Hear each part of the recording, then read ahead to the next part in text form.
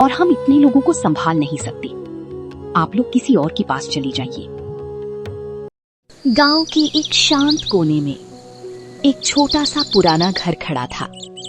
उसकी दीवारों पर समय के निशान साफ दिखाई देते थे, जैसे उन्होंने हर बीतते साल को चुपचाप देखा हो।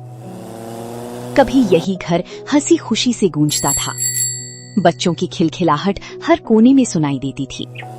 लेकिन आज वहां सिर्फ सन्नाटा था। उस घर में एक बूढ़ा दंपत्ति रहता था, डेविड और सूजन। शाम का वक्त था, सूरज धीरे धीरे ढल रहा था और एक हल्की ठंडी हवा आंगन से गुजर रही थी। सूजन दरवाजे के पास बैठी थी, उसकी नजरें रास्ते पर टिकी हुई थी। हर गुजरते हुए इंसान को वो ध्यान से देखती, जैसी उम्मीद हो कि शायद उसका कोई बेटा आ रहा हो। उसकी आंखों में हल्की नमी थी, लेकिन फिर भी वो खुद को मजबूत दिखाने की कोशिश कर रही थी। अंदर कमरे में डेविड एक पुरानी कुर्सी पर चुपचाप बैठा था। उसके हाथ में एक छोटा सा पुराना मोबाइल था, जिसे वो बार बार देख रहा था। वो फोन की स्क्रीन को ऐसे देखता जैसे उसमें कोई उम्मीद छुपी हो।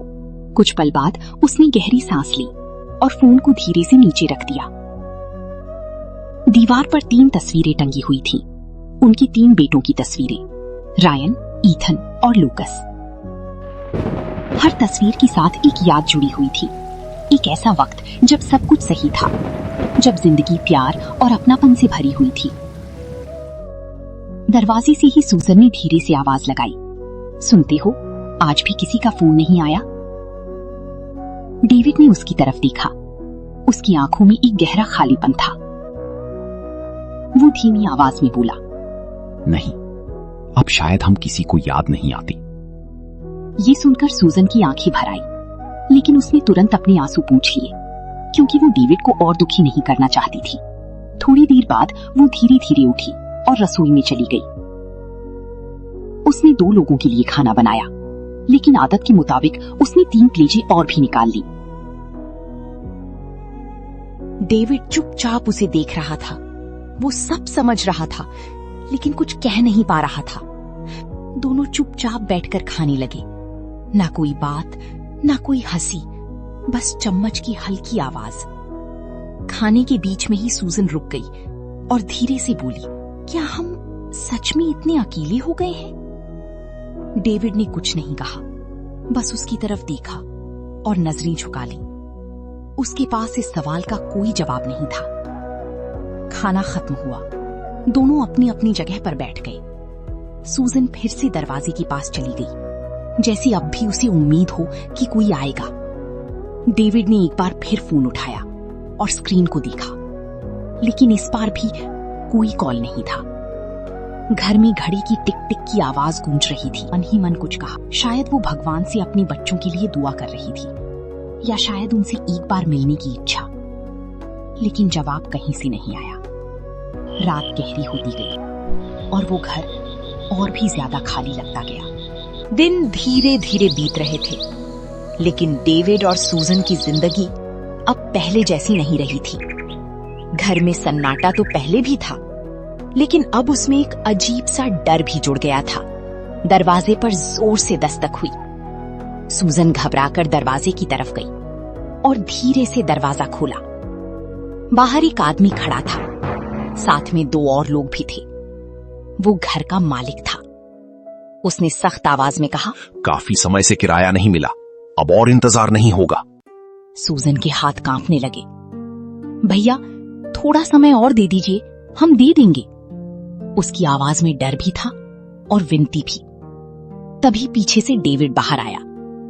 उसने धीरे से कहा, हम जल्द ही दे देंगे, बस थोड़ा वक्त चाहिए। हर बार यही कहते हो, अब बस आज ही घर खाली करो।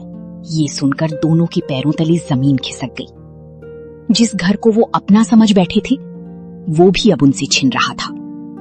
सूजन ने तुरंत अपने बेटों को फोन किया। पहले रायन को, बेटा, हमें घर से निकाल रहे हैं, थोड़ा मदद कर दो। लेकिन उधर से जवाब आया, माँ, अभी मैं बहुत बिजी हूँ, बाद में बात करता हूँ। और फोन कट गया। बेटा, हमें तुम्हारी जरूरत है। ईथन ने ठंडी आवाज में कहा। माँ, मैं बाहर हूं, अभी पॉसिबल नहीं है। अब आखिरी उम्मीद थी, लूकस। उसने कांपते हाथों से नंबर मिलाया। फोन बजता रहा, लेकिन किसी ने उठाया ही नहीं। अब कोई रास्ता नहीं बचा था। मकान मालिक ने गुस्से में उनके सामान बाहर फेंकना शुरू कर दिया। पुरानी कुर्सी, कुछ कपड़े और वो तस्वीरें, हर चीज जैसे उनकी यादों के साथ टूट रही थी। सूजन रोते हुई जमीन पर बैठ गई। ये हमारा घर था, हम कहां जाएंगे अब? डेविड चुप खड़ा था।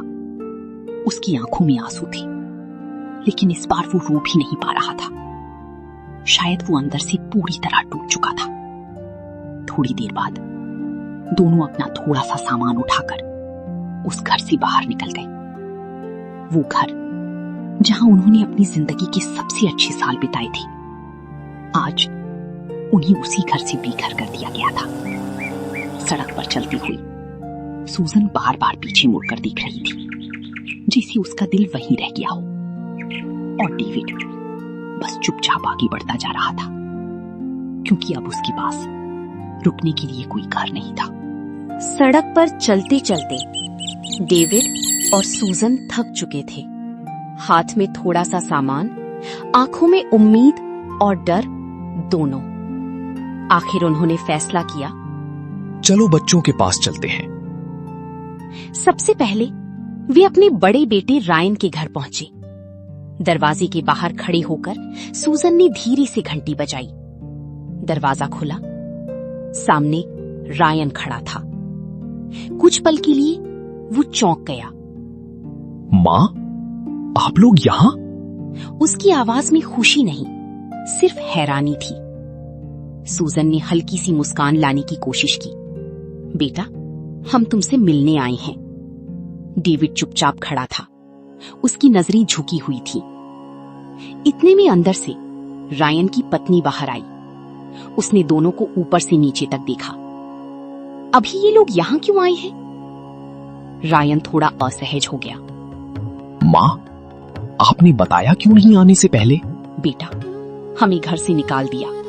हमने सोचा कुछ दिन तुम्हारे पास रह लेंगे। ये सुनते ही रायन का चेहरा बदल गया। माँ, अभी घर में जगह नहीं है और हम इतने लोगों को संभाल नहीं सकते। आप लोग किसी और के पास चले जाइए। ये सुनकर सूजन की आंखों से आंसू बहने लगे। उसने एक बार फिर कहा, बेटा, बस कुछ दिन के लिए। लेकिन इस बार रायन ने नजरें फेर ली। प्लीज समझो, मैं कुछ नहीं कर सकता। दरवाजा धीरे से बंद हो गया। कुछ पल तक डेविड और सूजन वहीं खड़े रहे, जैसे उन्हें यकीन ही नहीं हो रहा था कि उनका अपना बेटा उन्हें अंदर आने तक नहीं दे रहा। उन्होंने अपना सामान उठाया और चुपचाप वहां से चल दिए। अब वे पहुंचे अपनी दूसरी बेटी ईथन के घर। दरवाजा खुला। ईथन सामने था। आप लोग? इस बार डेविड ने हिम्मत करके कहा, बेटा, हमें थोड़े दिन अपने पास रख लो। ईथन ने गहरी सांस ली। पापा, मेरी भी अपनी जिंदगी है, रिस्पॉन्सिबिलिटीज है। मैं ये सब नहीं संभाल सकता। सूजन ने रोते हुए कहा, हम तुम्हारे माँ बाप हैं बेटा। ईथन ने ठंडी आवाज में जवाब दिया। मैं जानता हूं, लेकिन मैं कुछ नहीं कर सकता। और उसने भी दरवाजा बंद कर दिया। अब आखिरी उम्मीद थी, लूकस। थके हुए कदमों से दोनों उसके घर पहुंचे।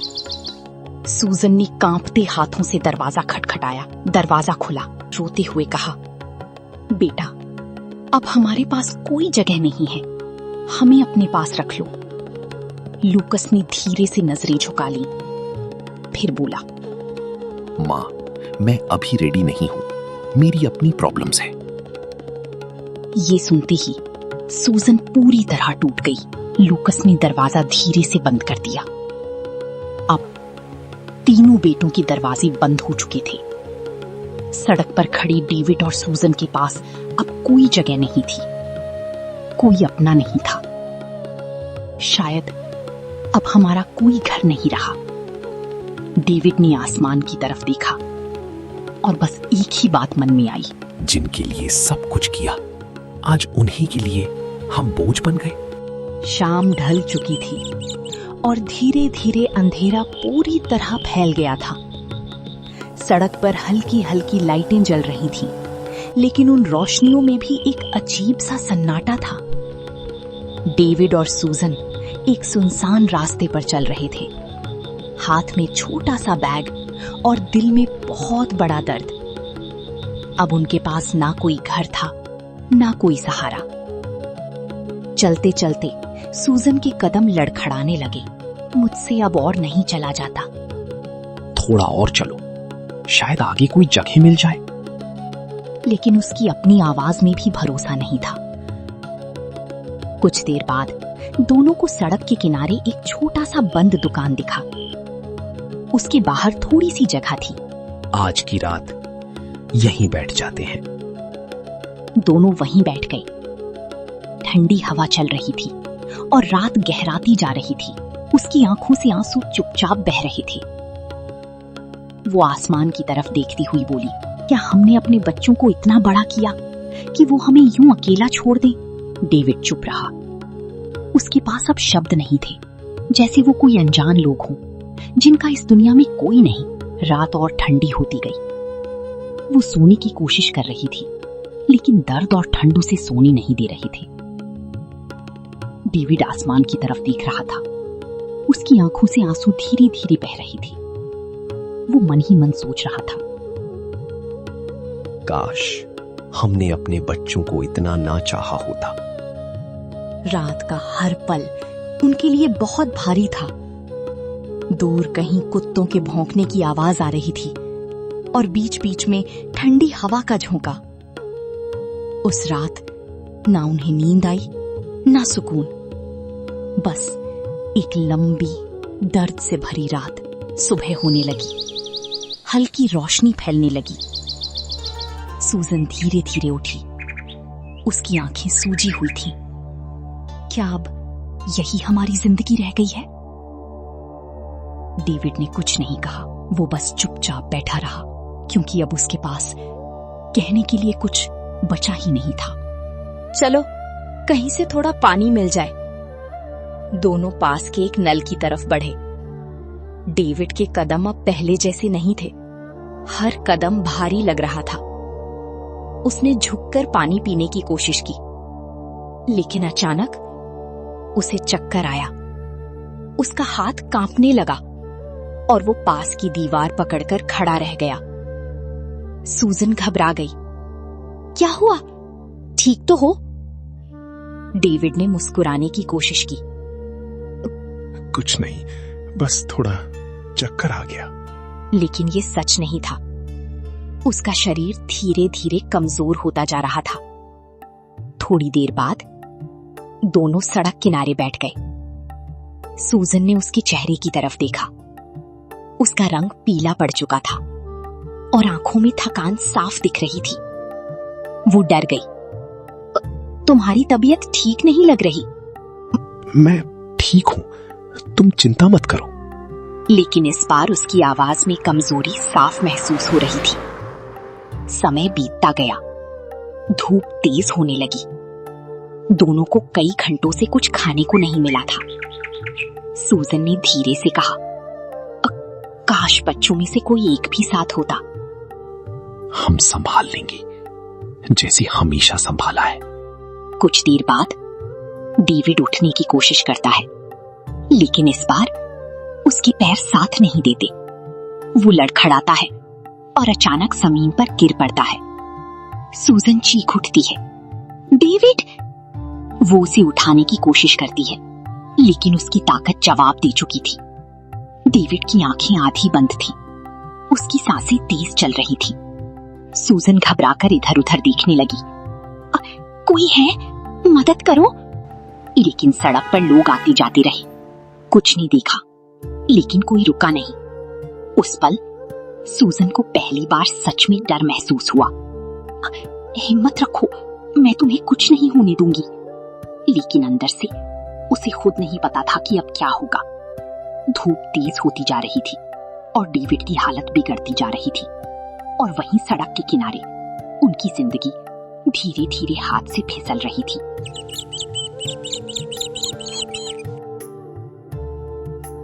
कोई है? प्लीज मदद करो।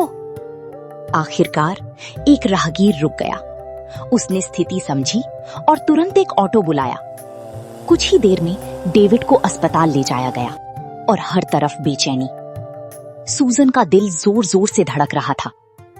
डॉक्टर जल्दी जल्दी डेविड को अंदर ले गए। कुछ देर बाद डॉक्टर बाहर आए। उनके चेहरे पर गंभीरता साफ दिखाई दे रही थी। इनकी हालत काफी नाजुक है। ये सुनते ही सूजन के पैरों तले जमीन खिसक गई। डॉक्टर, इन्हें बचा लीजिए, मेरे पास इनके अलावा कोई नहीं है। हम पूरी कोशिश करेंगे, लेकिन इलाज तुरंत शुरू करना होगा। फिर उन्होंने एक कागज आगे बढ़ाया। कुछ टेस्ट और दवाइयों के लिए पैसे जमा कराने होंगे। ये सुनकर सूजन के हाथ कांपने लगे। उसके पास एक भी पैसा नहीं था। उसने कांपते हाथों से अपना मोबाइल निकाला। बेटा, तुम्हारी पापा अस्पताल में हैं। उनकी हालत बहुत खराब है, तुम जल्दी आ जाओ। माँ, मैं अभी ऑफिस में हूँ, देखता हूँ। और उसने फोन काट दिया। अब उसने ईथन को फोन किया। बेटा, पापा बहुत बीमार हैं, हमें तुम्हारी जरूरत है। माँ, मैं बाहर हूँ, अभी आना मुश्किल है। और फोन कट गया। अब आखिरी उम्मीद, लूकस। फोन बजता रहा, लेकिन किसी ने उठाया नहीं। एक बार, 2 बार, 3 बार, लेकिन हर बार वही, उसकी आंखों से आंसू रुक ही नहीं रहे थे। हमने उन्हें इतना प्यार दिया और आज उन्हें हमारी जरूरत है तो कोई भी नहीं आया। अंदर आईसीयू में डेविड मशीनों से जुड़ा हुआ था। उसकी सांसें धीरे धीरे चल रही थी। बाहर सूजन अकेली बैठी थी। उसके पास ना पैसा था, ना सहारा, और सबसे बड़ी बात, अब उसकी अपनी भी उसके साथ नहीं थी। एक कार अस्पताल के सामने आकर रुकी। दरवाजा खुला। रायन बाहर उतरा। उसकी आंखों में अचानक उम्मीद चमक उठी। रायन, बेटा। लेकिन उसके चेहरे पर चिंता नहीं, बस हल्की सी बेचैनी थी। पापा कहाँ हैं? अंदर आईसीयू में है। उनकी हालत बहुत खराब है। रायन ने सिर हिलाया। कुछ देर बाद दूसरी तरफ से ईथन भी आ गया। क्या हुआ? रायन ने हल्के से कहा। पता नहीं, डॉक्टर कुछ सीरियस बोल रहे थे। दोनों भाई बात कर ही रहे थे। इस बार लूकस उतरा। अब तीनों बेटे अस्पताल में थे, लेकिन माहौल अजीब था। न घबराहट, न बेचैनी, न वो डर जो एक बेटे को अपने पिता के लिए होना चाहिए। अब तो सब आ गए, अब सब ठीक हो जाएगा ना।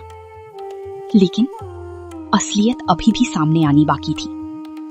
डॉक्टर बाहर आए। इनकी हालत अभी भी गंभीर है, इलाज जारी रखना होगा। फिर उन्होंने कागज आगे बढ़ाया। कुछ पैसे तुरंत जमा कराने होंगे। कितना खर्च आएगा?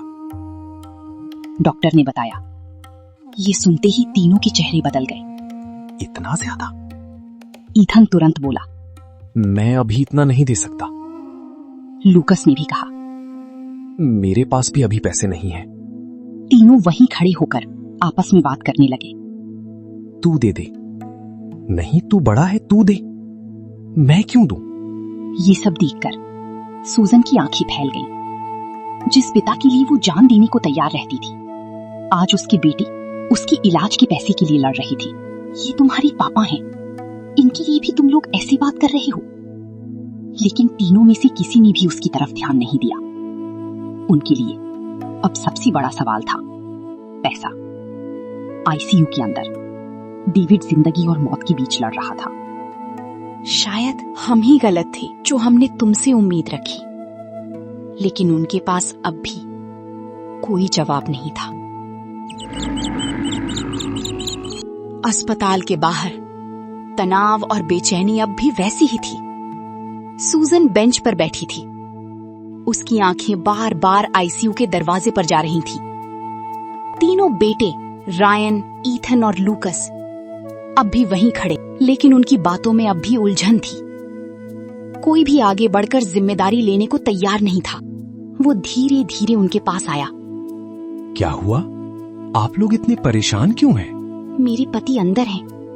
उनकी हालत बहुत खराब है, लेकिन हमारे पास इलाज के पैसे नहीं हैं।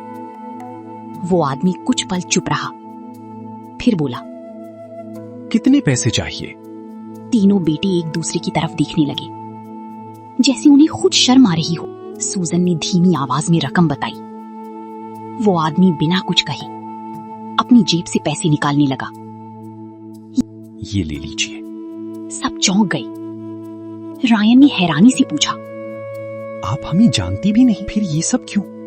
मैं भी किसी का बेटा हूं और मेरे माँ बाप भी बूढ़े हैं। अगर आज मैंने मदद नहीं की तो शायद कल कोई मेरे माँ बाप की भी मदद ना करे। ये सुनकर तीनों बेटे पूरी तरह चुप हो गए। भगवान आपको खुश रखे बेटा।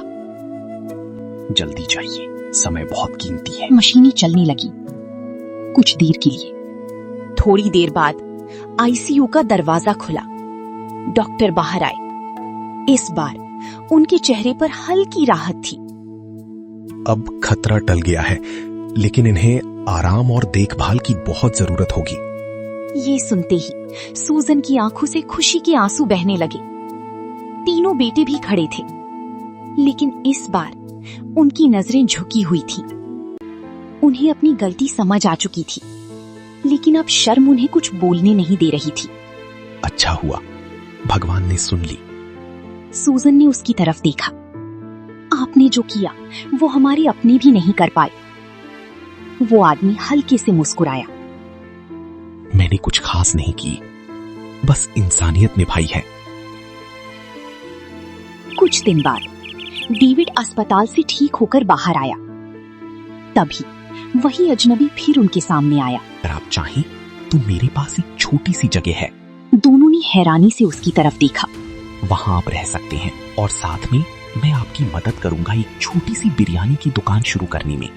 डेविड की आंखों में आंसू आ गए। हम आपका ये एहसान कैसे चुकाएंगे? जब कभी आपको मौका मिले किसी और की मदद कर देना, बस वही काफी होगा। कुछ दिनों बाद एक छोटी सी बिरयानी की दुकान शुरू हुई। उस दुकान के बाहर लिखा था, माँ बाप की दुआ बिरयानी। सूजन खाना बनाती और डेविड ग्राहकों को खिलाता। धीरे धीरे उनकी दुकान चलने लगी। लोग आने लगे। उनके चेहरे पर फिर से मुस्कान लौट आई।